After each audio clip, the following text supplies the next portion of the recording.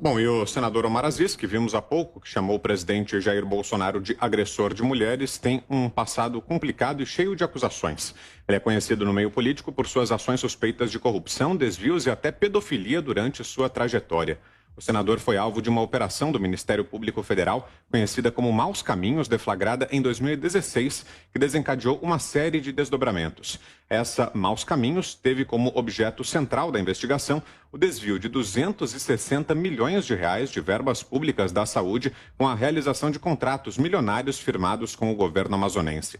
Na época em que foi governador, um relatório da Polícia Federal, o da Operação Vertex, em um desdobramento da Maus Caminhos, seu nome foi citado 256 vezes em 257 páginas.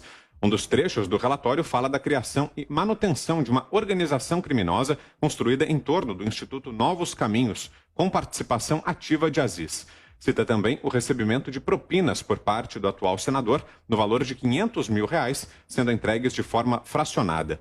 Os autos encaminhados ao Supremo Tribunal Federal para a investigação do caso terminaram em pizza, levando em conta o entendimento da Corte sobre o foro privilegiado, retornando o processo em 2018 para o Amazonas, ainda sem decisão.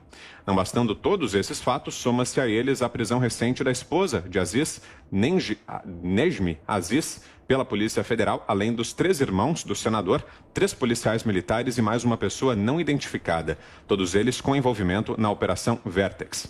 Para completar, em 2005, ele foi acusado de envolvimento em exploração sexual infantil, tendo sido absolvido por um voto. No período, houve uma movimentação da bancada e de alguns parlamentares para protegê-lo da acusação de pedofilia.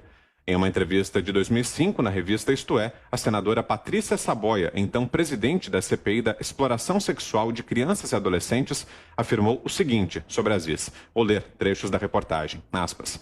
Ela conta que o pior momento da CPI foi o caso do vice-governador do Amazonas, Omar Aziz, acusado de abusar sexualmente de adolescentes. Seu nome foi incluído no relatório, mas por um voto ele não foi indiciado, escapando por hora da justiça.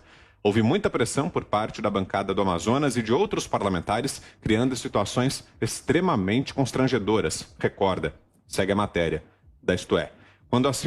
A Isto É pergunta, quando a senhora fala em políticos envolvidos com exploração de menores e nas pressões sofridas pela CPI, está se referindo a algum caso específico?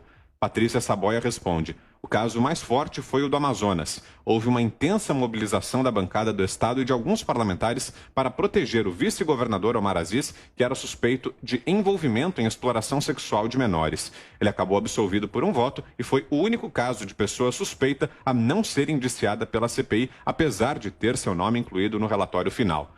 No dia da votação, adiada 2 vezes, a senadora estava sendo submetida a uma cirurgia. O voto de Minerva, o resultado era 7-7, foi do presidente em exercício, senador Ney Suassuna. Fiuza.